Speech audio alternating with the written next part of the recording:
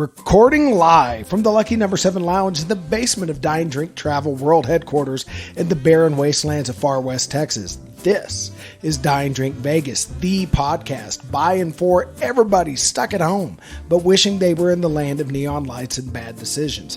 I'm your host, John, also known as the Baller on a Budget, and in episode 17, well, at 17, you're almost old enough to curse in public, so we call BS on the BCS and share some Vegas WTF news. And we'll get it all started with the drink of the day. But before we can do any of that, we have to introduce the founder of Dine Drink Travel, the king of comps, the leader in the luxury lounge, the high roller of the high plains, the man who is always eagerly waiting for that limo to take him away to the resort. It's Bill. Come on in and say howdy, Bill. Hey, John, how are you today? I am having a lovely evening. How are you doing, sir? I am also doing great because I've already got our drink of the day, which I think is fantastic. Do tell, do tell. So, what we're going to be talking about later on today is college football. And we'll go into several different things, right? The point spreads, because this is a Vegas show, so we're going to talk about, how we see the games breaking down. We're going to talk a lot about whether it's fair. But when I'm watching college football, I don't want a complex cocktail. I don't have that kind of time because I'm probably into the game. And the guys that I usually watch football with aren't into making fancy drinks. So we decided to pour whiskey in a glass, but we decided to pour good whiskey in a glass. Now, last week, John, you were on a work trip, and I asked you to pick this bottle up for me because the city you were going to, you could get it. But every year in the fall, Maker's Mark releases their private label Select. Pardon me, it's usually about $70 or so. Is that what you paid for this bottle? Yeah, 75 plus tax and whatnot. All right, so it's gone up just a tiny touch. Well, and that's not just the normal version. I mean, they specs us some. Yeah, no. So we'll talk about the special bottles in just a second. So it's an expensive bottle of whiskey, but it's also a number you can get your head around for a high-end bottle. And every year it's fantastic. And every year they tell you what they do with it is they put a certain number of staves in each barrel to give it a very particular flavor profile. But this year, they had different combinations of the Maker's Mark Private Selection. And we went with a bottle called Birthday Cake, which was specifically done for specs. It has in it, it's 108.5 proof, and that's about normal. It's always a higher proof alcohol. That's why, even though I would normally sip an expensive whiskey like this neat, I elected to put an ice cube in it just to kind of cool it down a little bit and water it down a little bit. Well, and I will say that, like with a high proof spirit, there's a myth out there that real whiskey drinkers always drink whiskey straight. If you watch some of the old heads that have Scottish guys who have Scottish YouTube whiskey channels, they very often add water or ice, usually water on the videos, to whiskey. So you bought it, you paid for it. The right way to drink whiskey is the way you like it. So don't let anybody tell you you can't add a little water, you can't add ice, you can't use it to mix with. You do you, and some whiskeys, a little dilution's a nice thing. Well, and I'm actually enjoying this whiskey now that the ice has been melting for about 2 minutes, even more than I did when I had a sip of it neat. But what they put here, the stave profile here was 2 baked American pure, 4 seared French Cuvée. They didn't put any Maker's Mark staves in it. They put 4 roasted French Mendiant and no toasted French spice. But those are the varying, kinds of staves they might put into it. To me, what always comes out in the private selection is that you can taste the oak and you can taste it pretty aggressively. But to me, and so John, you're better at whiskey notes. You can describe what we're tasting better than I can. But to me, the birthday cake description's not bad. It's almost like I'm picking up some pretty heavy notes of vanilla. What are you tasting in this? And vanilla is not unusual in a toasted oak barrel. But yeah, there's a creaminess to this that really does remind you, excuse me, I'm drinking mine neat and it got to me. It really does remind you of cake frosting. Like that really is, it really is that character of vanilla where it's not quite marshmallowy, although they did have a version they call toasted marshmallow, and I've gotten that notes from other whiskeys. But it really is, it's like a good cake frosting, not that fondant stiff stuff that they do because it looks pretty and tastes terrible, like your grandma's best homemade vanilla frosting for your cake when you were 5, which is a really weird flavor to associate with bourbon, but actually not in my family because Grandma liked to nip now and then. But yeah, I really get why they say this is birthday cake because I can absolutely get there. And it's not, y'all don't mistake us, it's not sweet like it's a woo girl college drink, right? Like, no, it's still a bourbon. There's just some notes under that of stuff which is incredibly pleasant. So as high-end bottles go, I love it. The other thing that I like is it's not one of those bottles you can't get. It's not like you're searching for old Rip Van Winkle 12-year-old, right? Like the Pappy that you got to pay $1,000 for if you can find it. You can pretty reliably find this, but most of the time you can also only find it, at least here in Texas, you can only find it in the fall. So it's not always available, which makes it a nice combination between being a special bottle, but not one that you can just walk down to your corner store and get whenever you want. It's interesting. I just added an ice cube to mine after drinking a good bit of it straight. I always associate Maker's Mark with orange and vanilla notes. Right. I wasn't really picking up on the orange note that I associate with Maker's Mark until I popped the ice cube in there, and almost instantly that opened up a little bit for me. I'm kind of looking forward to letting this ice cube melt and taking sips along the way to seeing the evolution of the drink as it dilutes. So I'm not tasting the orange notes that you are, but that is probably a me problem because I typically put orange bitters into my bourbon. I didn't do that this time because I wanted to just enjoy the whiskey, but that's probably why I'm not noticing the orange. I quite often add orange to mine. Yeah, and it is a pretty subtle note. And I've got several more years of whiskey drinking under my belt, started at 13. So I've got a lot more experience tasting whiskeys. And so my palate, I would like to think, is fairly reliable on whiskey things. And Maker's Mark is nice. I was actually watching a documentary and they talked about the history of the distillery. So the Samuels family was originally known in the 19th century for making pretty average bourbon. And after Prohibition, almost every distillery had to shut down unless they were throwing out things for medicinal purposes. By the time the industry got back into full swing, the alcohol industry in America, we had dealt with World War II and GIs were coming home with a taste for Scotch. And in northern states during Prohibition, a lot of people had developed a taste for Canadian whiskeys, which are a lot smoother in flavor profile because that's just how Canada rolls. And if during Prohibition, it was, they were sneaking Canadian whiskey across the border like they're sneaking, weed across the Mexican border now. So bourbon was seen as old fashioned. It was seen as a rough, cheap spirit, something, cowboys and homeless people drank.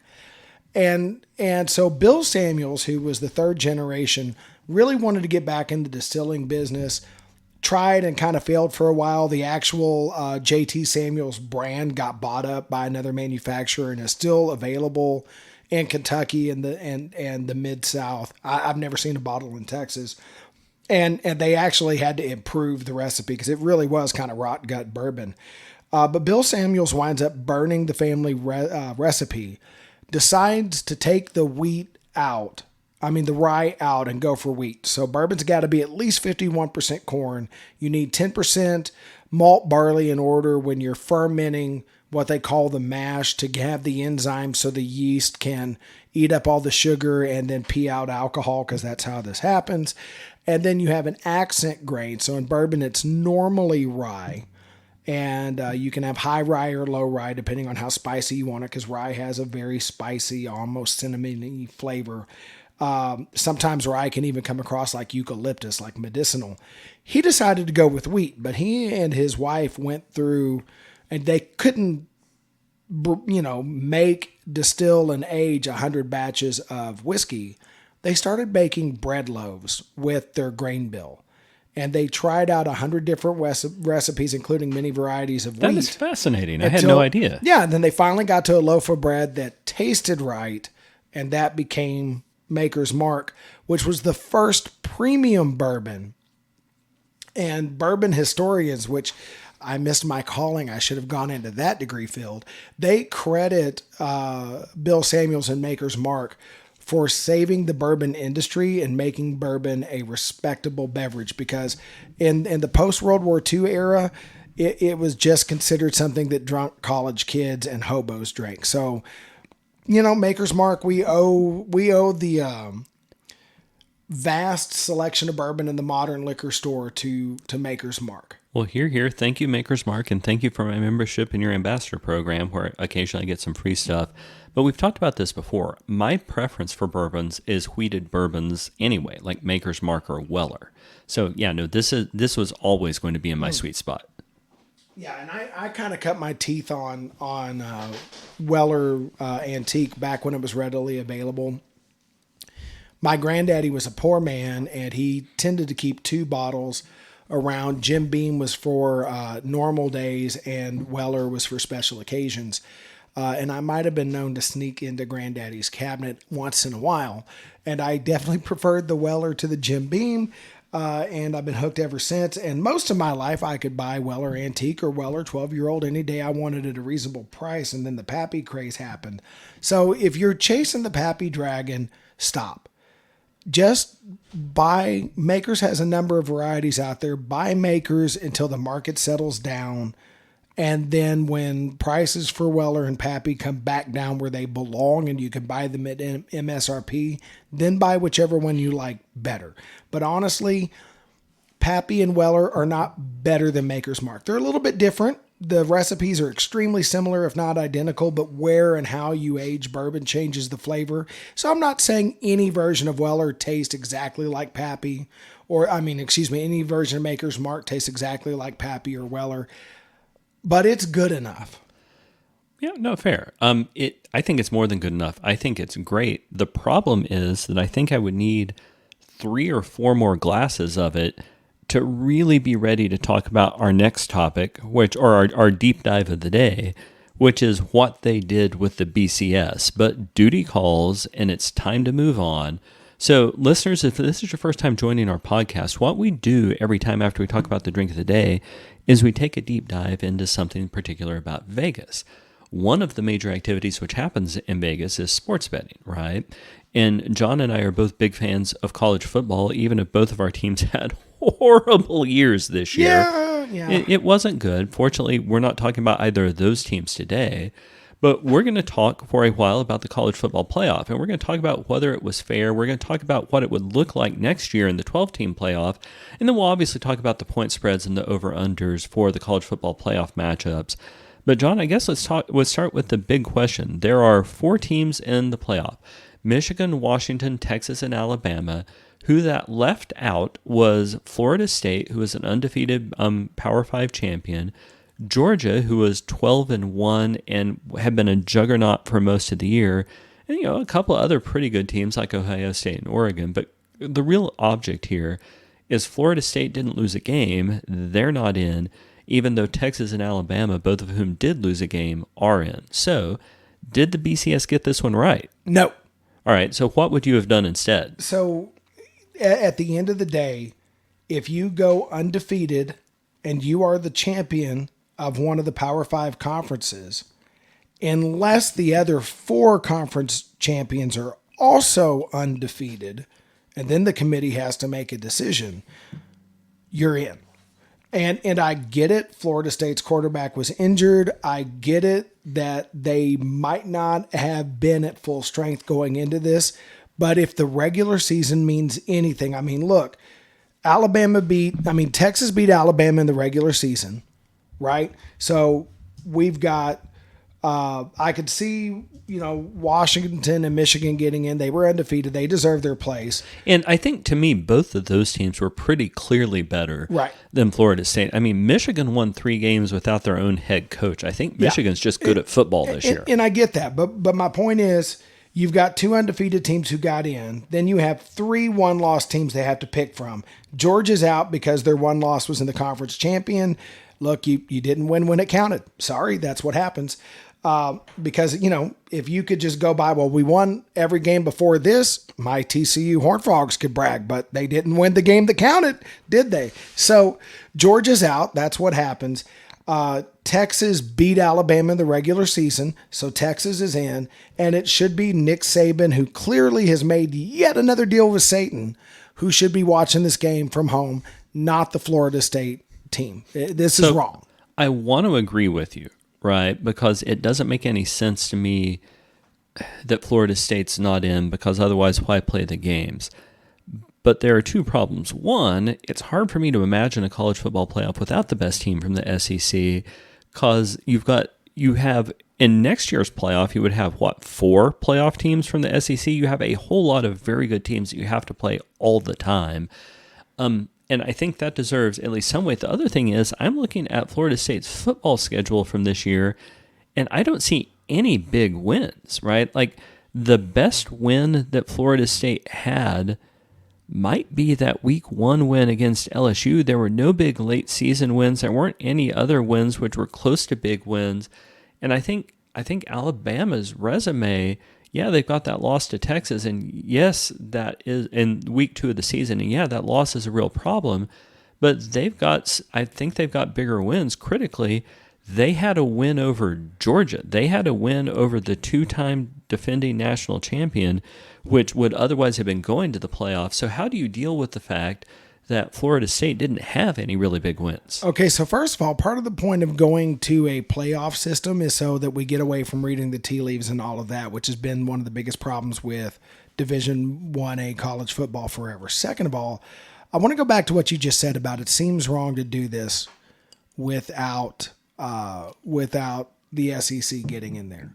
And it's not going to be a perfect analogy, but in a way, that's sort of like, I've heard baseball fans argue that whether or not they win the AL East and whether or not they have the best record to get a wild card spot, it's just not the baseball playoffs if either the Yankees or the Red Sox don't get in there. So what the heck, let's just give them a wild card spot because that's how baseball works.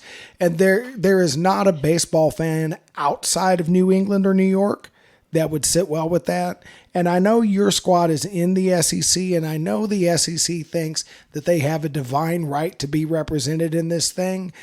They don't. And I get it. Florida State didn't have the best schedule. It's a schedule that looked a lot better on paper. Some of the teams were not as good as they thought they would be. A team can't help that. All they can do is beat the teams in front of them. The ACC may have had a down year, but still getting through an undefeated season in a Power 5 conference, even if your conference is having a down year, it is still an accomplishment. And the point of the playoffs is the regular season's supposed to matter. Okay, so let's play the counterfactual for a second. Let's assume it's however many years ago it was, right? Like 8 or 10 years ago, when instead of the playoff, you've got the essentially just 2 teams, right? The best 2 teams are in a national championship. And I think in that case, it's pretty clear this year that that would be Washington and Michigan. But again, just to play it out, let us assume that the 2 teams in that national championship game were this year's Florida State versus this year's Alabama. So they're both there and they're both fully motivated, right? It's not like one team is going to be less motivated than the other. Who do you think wins that game? Probably Alabama, but that's not for sure. And let me push back on that because this is one of the reasons we have the playoff. In the scenario you just described in the bad old days, it would not be Michigan versus Washington. It would be Michigan versus Alabama because people still would have been like, but SEC. And that's why we've moved to the playoff system, exactly to avoid this. So, I can see your point. I think I would have been forced to vote the same way you're saying. I end up in the same place that you do. I just think it's less clear cut because I think Alabama, they have bigger wins. I think they've got a better resume. And I think they played a tougher schedule all year. And I think that does matter. Now, the reason I still get to your same side is, okay, fine, you won your conference, you didn't lose to anybody, it was still a reasonable Power 5 schedule, that has to mean something. So I get to the same answer you do, it's just less clear-cut for me, right, in my mind. And I'm imagining we can both agree that we're looking forward to next year, right, when there's a 12-team playoff. And let's go, because we're kind of beating the dead horse, but I want to get to the odds. But yeah, let's play out what would this look like under next year's rules. So under next year's rules, the top 4 teams would have a bye. And the top 4 teams this year were Michigan, Washington, Texas, and Alabama. Now, I have a sneaking suspicion that if this was under next year's rules, Alabama would suddenly become the 5th seed because they'd still be in the playoff. Yeah. But whatever. Using the rankings that we came out with, those teams wouldn't be playing in the first round. They would get a bye to the quarterfinals. And there would be 4 different first-round games. And so, of course, you as a football coach or a team, you want the first-round bye. I'm not sure that if you're at the athletic director, that's what you want, because the teams who are seeded 5 through 8 actually host a home playoff game on their campus. And then once you get to the quarterfinals, it's more traditional bowls and such like that. Right. And there's something to be said for that. But number 12, Oklahoma, would be playing at number 5, Florida State, who in this case would be good and well pissed off. And I think Florida State wins that game. Number 11, Ole Miss, would be playing at number 6, Georgia, and I think Georgia would do bad things to Ole Miss. Number 10, Penn State, would be playing at number 7, Ohio State. I think that would be a lot closer game. Ultimately, I think Ohio State wins it, a home field advantage, right? Yeah. And then number 9, Missouri, would be playing at number 8, Oregon. And, I just didn't watch those 2 teams enough this year to say who would realistically win that game, but I'm going to go with my typical SEC bias and say that if that was the situation, I think Missouri pulls something dark out of somewhere special and actually winds up beating Oregon. Yeah, I agree with you there. I think, and I know I just said that Florida State belongs to the playoff this year. I think that Oklahoma matchup's a little tougher. I still think Florida State squeaks that one out. But if you think that Oklahoma-Florida State matchup is tougher, right, then that's a pretty good argument that Florida State shouldn't be in the playoff this year, but right? I would make the same argument if you flip-flop and it's Alabama. I really do. I think Texas' victory over Oklahoma in the Big 12 championship got a little out of hand. I think Oklahoma's better than they played in that game. And I think Oklahoma would be a salty. That's a hard out. Oklahoma wasn't in the Big 12 championship. That was Oklahoma right. State. Oklahoma State, excuse me. But even so, Oklahoma at number 12, I think they're a tougher out. And they've got, I believe in Stoops as a coach. I think that's, is Stoops still there? Yeah, I think so. Yeah. Anyway, oh no, it's Oklahoma. I think I just think that's a tougher route. Anyway, belaboring that point, let's get on to what is going to happen, and let's do some odds because this is a Vegas podcast. So by golly, how can people lose or win money? So what we're going to focus on is just the 2 playoff games, and we're going to talk about the point spread for both of those 2 games as well as the over/under. And we're going to start with the Michigan-Alabama game. So Michigan's dropping 1.5 on Alabama, or Alabama gets 1.5. And I don't know where my bet would go here. My inclination is to say that I would probably take Alabama plus 1.5. And the reason I would probably take Alabama in that game is I think that Nick Saban has got a chip on his shoulder because he can hear all the people saying that he didn't deserve to be in the playoff this year. And I think an angry Nick Saban is a Nick Saban who wins playoff games. So I think Alabama wins that game. But the reason that I'm not sure is I can't tell you how impressed I was with that Michigan squad for winning 3 games without their head coach there, right? Like that was some really impressive stuff. So we'll talk about the over-under in a second. But John, how would you on the spread? How would you bet there? So you know college football better than I do, but I take Michigan. Okay, why do you take Michigan? I just partially I hate Nick Saban. I don't want anything good to happen to the man. But in all honesty, I think Michigan's the better squad. I really think they are. Okay, so that's fair, right? Like honestly, I probably don't bet on that game. If you were to say, Bill, here's $100 and you have to place a bet on this game, and if you were to hold a gun to my head, I'd be like, here's your $100 back. So, but you're holding a gun to the head of my wife and children, so I have to bet in that case. Then I think I take the Alabama plus 1.5, but gosh, I would rather make that bet with other people's money. Oh, I throw like 5 on this. Like this isn't a real bet. Okay, fair. But I am the low roller here, so. No, it's all good. All right, so what about the point spread? So the over-under, excuse me. No, so the over-under on this game, and hold on, I accidentally just clicked out of that. The over-under on this game is 46.5, which sounds kind of low. However, and again, so I guess what I'm saying is I don't know how much I bet on the Michigan versus Alabama game, but I'm looking at Michigan point totals this year. They only scored 30 on East Carolina. They only scored 35 on UNLV. They only scored 31 on Bowling Green. They only scored 31 on Rutgers.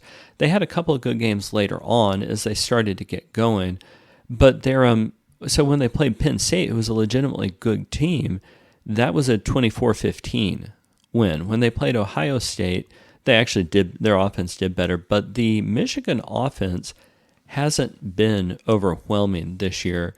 The Alabama offense has been a little bit better, but I don't know how many times they've played a defense as good as Michigan's. So I don't want to take either of the bets on that game. But my inclination is to say this winds up becoming a defensive slugfest. And if you were to force me to place a bet on that game, I think I take the under. How about you? It's really close. I think I would take the over, but again, I wouldn't put big money on this. Okay, that's fair, right? Well, I think the more efficient way to handle that, since we disagreed on both of these bets, would be on each bet for you to put a 20 on the table and for me to put a 20 on the table, and we just handle it that way instead of letting the casino take our money, right? Like that would be more efficient. All right, so let's talk about the other game, because the other game I've actually got a lot firmer opinions on. So Washington is getting 4.5 points at Texas. Texas is dropping 4.5 points to Washington. I would take Washington anyway, but Washington plus 4.5 points, take every day and twice on Sundays, right? Like that doesn't seem to me like a close bet, partially because Washington, they are an undefeated Power 5 champion, also because Washington legitimately had some pretty good wins over the course of this year. Now, they were involved in a lot of fairly close games, but Washington, I think is the better team. I think they played a stronger schedule than Texas has. In Texas, there were a couple, so Texas has got the loss to Oklahoma.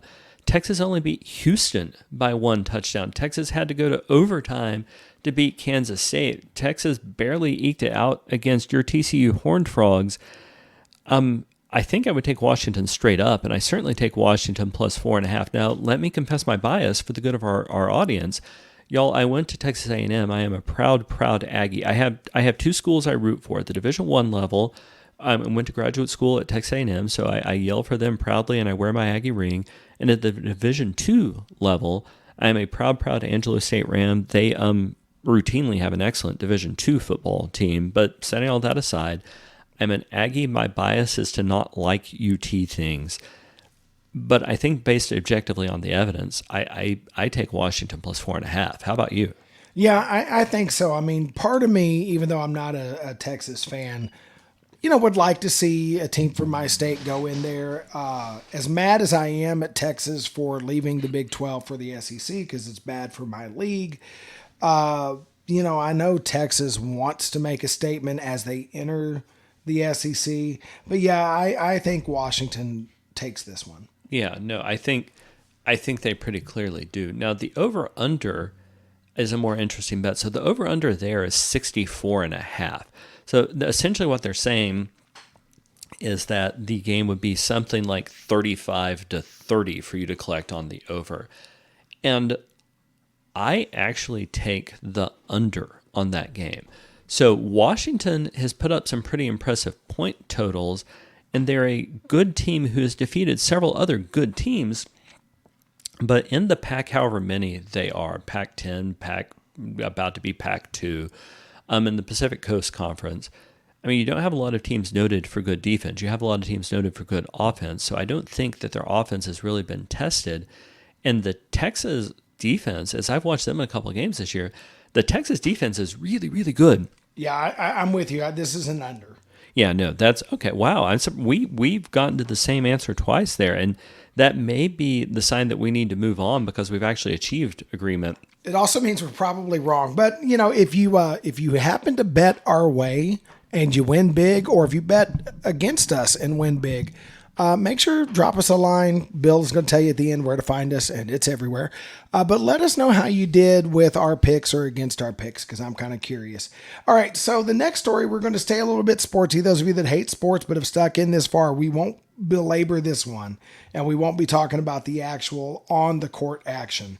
But Miriam Adelson, widow of Sheldon Adelson, longtime owner of the Sands, the man who built the Venetian, no longer owned by their family, but was their property, has just bought the Dallas Mavericks. Rumors are flying that the Mavs may be headed to Las Vegas because Vegas wants an NBA franchise. Bill, what do you think? Is there any chance the Mavs head west? No, absolutely not. For one thing, what the Adelson family is very, very good at is making money, and they've got a money-making franchise in Dallas right now. For the other thing is, so we've talked before on this show 537 million times, and we'll do it more, about the Oakland A's moving to Las Vegas. And that makes a lot of sense because they don't have a good facility in Oakland. They don't really have a fan base in Oakland. It made sense for them to move. But there's already a huge and rabid fan base in Dallas, and I don't think a person who's really good at making money is going to move a team away from a city where she's making money. And while I don't know Mrs. Adelson's personal finances all that terribly well, I'm pretty sure she's got the kind of money that lets her get on an airplane if she wants to go and see this new thing she's bought. I don't think she needs to move them to Vegas. Yeah, and I think it would be a really bad decision, and here's why. Now, we think about Dallas as a football town. We know the Cowboys and all of that. Here's the thing. Both with the Mavs and with the Rangers, who have become reasonable franchises. The Rangers won a world championship this year. They were in Garcia Christ. They got into the World Series before that, although they lost. The Mavs had put up an NBA title. But that's this century, right? If you go back through the history of those two franchises, especially the Mavs, Dallas fans packed the old Reunion Arena and supported that team when they stunk. And that city embraced them. That fan base, the only fan base I have ever seen stay loyal and even enthusiastic in the face of decades of disappointment is our wives. Let's be really honest, right? To take this team out of Dallas, to me, would be like when they took the Colts out of Baltimore and sent them to Indy, and they had to do it in the dead of the night because if the fans had known, they would have laid their bodies on the road to stop the moving trucks. Like, it was that bad. I think it would be a colossal mistake. I do agree NBA should be in Vegas. Sure. This isn't the team. No, it's not. Well, the other thing I think that those rumors ignore is the Adelsons, or now I guess Mrs. Adelson, owns properties in places that aren't Vegas already. Doesn't the Sands have a casino in like Macau? Yeah. I think it is.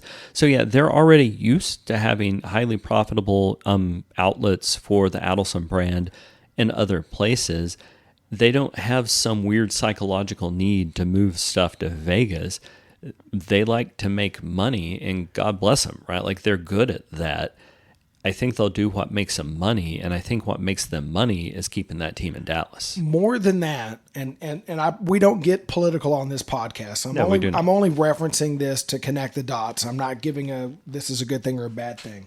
The Adelsons are big Republican backers. Yes, they are. Texas is a state run by Republicans, and the Adelsons have been lobbying for years to push the Texas legislature to expand legal gambling in Texas. Right now, we pretty much have the lottery, and if you play poker in the privacy of your own home, they're probably not going to kick open the doors. Beyond that, we don't have casinos in the state, anything like that. The Adelsons have been pushing for expansion. Hold on, John. I am shocked that you're alleging that any of our 30 million native Texans might go to a remote cabin somewhere to play poker. I'm not sure I can say in this room. What the Taylor County Sheriff's Department doesn't know won't hurt them. Okay. So that is one of the theories out there. Like, a lot of people said, oh, she's going to move the team to Vegas. That's been some of the rumors flying around out in Vegas. But closer to home, the rumors are this is a sign that she is getting more involved in sports, as her crew have been lobbying our legislature to allow sports books in the state of Texas, which would be nice because then my BetMGM app would work here without me getting on to a VPN. Not that I've ever done that because that might not be illegal. And I've never done it, but somebody theoretically could. I didn't even know that set of circumstances, and I'm actually glad you connected those dots, right? So y'all, if you're listening, we don't rehearse this show. We put together a run sheet over the course of like 10 minutes so we know what we're going to talk about, and then we just kind of go. So I had no idea those words were going to come out of your mouth, and it pains me to say this, John, because I've known you for like a decade, and I haven't said it but like twice, but I think you're right, and that's a really good point. Okay, normally I end the show when you give me a compliment because it's not going to get any better for me from here, but... Yeah, we got other things to talk about. It is time to get into some Vegas WTF, so we've got some news stories, not our normal ones. These are some odd happenings in Vegas. We're going to start at Luxor. So there's a Facebook user, I won't say his last name, his first name's Tony, and this was from a Facebook post. He goes by the name Solo Las Vegas, or maybe that's the name of the group he posted this in. And the post says it's for group members only, but somebody screenshot it and put it in the wild. So I don't think the man wanted his last name everywhere. So I'm not going to say it, but it's been all over X, Twitter, Instagram, whatever. It's been all those places. But I'm actually going to read this. We normally just summarize stories. We don't read them. But Tony posted this. So I'm a little weirded out. I got to my room yesterday at Luxor and the digital key doesn't work. So I trudge all the way, all my stuff, 3 miles to the desk to get a card. I do my thing and go back out to the casino about 4. About 11:30, I go back to my room and neither key nor the card work. It really is so far to the desk. I have to walk one whole side of the pyramid and then diagonally corner to corner. I get to the desk and there are like 30 people online, so I go to VIP. Your cards were accidentally disabled, but it's okay because we knew you'd come down. Huh? Whatever. Get to the room, go to bed, shower in the morning, and nothing in the shower is where I left it. A towel was used and not left hanging how I'd leave it. Shower gel left open, shower sponge moved, nothing else is amiss. Credit cards on the dresser, recreational prescription, nothing disturbed. Did someone come into my room and have a shower? I don't really want to invest much time in this. It's just weird. Bill, anybody ever shower in your room while you were out and about? So 2 things. Yeah, I have personally witnessed cases of a hotel somewhere, not the Luxor, but various hotels every now and again giving keys to the same rooms to 2 different people. So that is absolutely theoretically possible, right? Like that's a thing which has happened. I think the thing which is weird to me about Tony's story is a dude who's talking about his recreational prescription. So I'm assuming he means recreational marijuana. So a dude who's, enjoying something which can sometimes have memory altering effects says that somebody came into his room and did nothing but shower. Like they didn't take his stuff. They didn't arrange anything else. He didn't notice it till the next morning when he woke up. The only thing they did is shower. And I'm not going to lie, that story is super weird. So, and then the other thing in here in his second paragraph, he says, neither the key nor the card work. I just stayed at the Luxor in the pyramid. It's all cards. They don't have keys anymore. So I don't know if this is a typo or how old this post is. Sometimes things from way back in the day come back around on the internet. But if this is a recent story, it's recently circulating, but there's no date on the Facebook post that somebody screenshotted. Yeah, homie, they don't give keys anymore. That's not, I don't know when the last time you got a key in Vegas was, but that's not how they roll anymore. I can't imagine the scenario where somebody got a room key, but then if you go in and you realize it's not your room and that's not your stuff, do you shower? Or is the first thing you do when you get to your room shower and then come out and go, oh crap, this isn't my room? Like, This is a profoundly weird story, and I don't know if it's a true thing and it's just weird.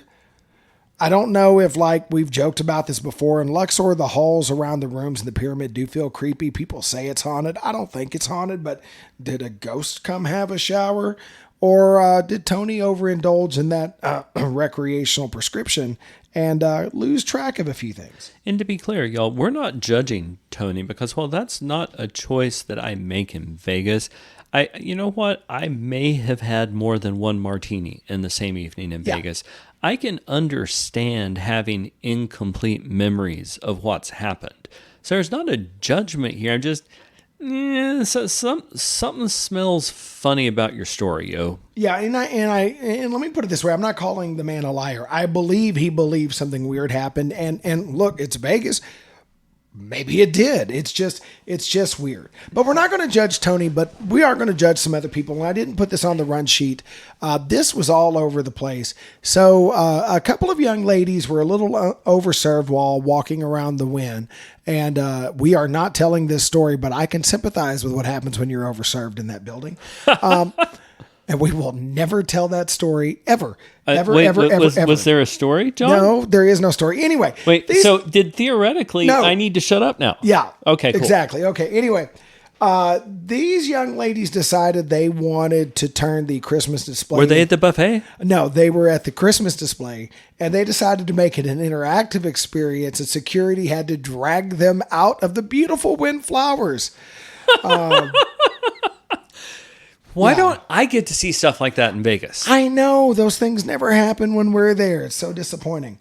All right, and one more weird one. So Sin City Alerts on Twitter, X, whatever Elon's calling it these days, reports that there's a Las Vegas security guard telling stories that they were called to a room in a hotel tower. The Sin City Alerts tweet didn't specify the hotel. Other sources have claimed it's the Venetian. Not 100% sure if that's true. But anyway, a guest was complaining because he had a room, and the adjoining room or the room next door, somebody was shooting cheez whiz, or I'm assuming that canned easy cheese, under the doorway into his room, and they were giggling and laughing while they did it. So he got hit by the cheese bandit. So I believe every word of that story. I do too. Because that is absolutely the something that somebody who had over Vegas or was new in the ways of Vegas or whatever, I could absolutely see them doing that. We've talked before, John, about taking our various sons to Vegas as they progressively turn 21. And my youngest son, and I'm not going to lie, I can see your youngest son doing the same thing. I can absolutely see either of those young men being the cheez whiz sprayer, right? So I can imagine how something like this might happen. So I want to know, was Beck in town doing a concert? Because I think somebody was influenced by some 90s music and decided to get crazy with the cheez whiz. So I apologize to millennials, boomers, and Gen Z who have no idea what I'm saying, but Gen X, you feel me, right? You know what? You go get crazy with the cheez whiz, John. Getting crazy with the cheez whiz. All right. So can I talk about, before we sign out, can I talk about one last legit news story? Let's have some good news instead of weird news, Bill. All right. So, y'all, we usually do more regular news, but there was just so much compelling WTF coverage we had to do it. I do want to close with one last regular news story, and you've heard us talking about this before, but because of a job I had in the past, I've got a deep interest in water levels in the western United States. And in Vegas, you've got a real problem because almost all your water comes from Lake Mead. And all the water in Lake Mead comes from the Colorado River. And based on rainfall in a period between 1915 and 1917, the western states, as well as the Native American tribe, as well as Mexico, were promised more water than there is on that river. For decades and decades, that didn't matter because there weren't people out there. At least there weren't enough people to draw on the water. But as time went on, as populations in the western United States expanded, that became, everybody started to draw their full rights, and that meant that the levels in Lake Mead started to slowly decline. That's why you can see that white bathtub ring around Lake Mead. And it was getting down to the point where at some point the Hoover Dam wasn't going to be able to generate electricity anymore, and Vegas wasn't going to have water to draw from. But the good news is that Lake Mead is now 20 feet higher than it was last year when it was getting down to critical levels. And it's actually at the same level that it was in 2021. And what that means is because of a good snowfall last year, they've eliminated 2 years of decline in the water levels in the lake, which is huge news if you want to be able to take a bath next time you're in Vegas. There's actually more good news. NOAA, the National Oceanic and Atmospheric Administration, is predicting another good snowfall this winter. And what puts water in Lake Mead isn't rainfall usually, because there's not very much of it. It's snowfall in the mountains upstream, and then in the spring that melts.